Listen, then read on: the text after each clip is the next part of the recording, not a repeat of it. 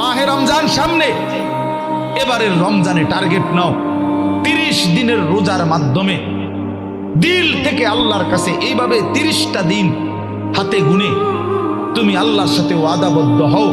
যে আল্লাহ 30 দিন আমি রোজা রাখবো। এবং যৌন চাহিদা,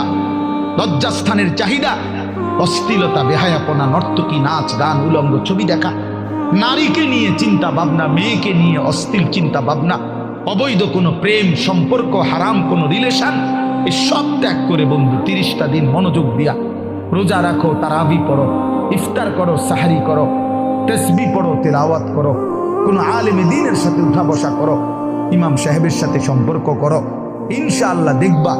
আল্লাহ চাহে তো 30 দিনের মাথায় আল্লাহ বলেন লাআল্লাকুম তাত্তাকুন, আমি আল্লাহ ওয়াদা দিলাম মোমেন তোকে মুত্তাকি বানিয়ে দেব।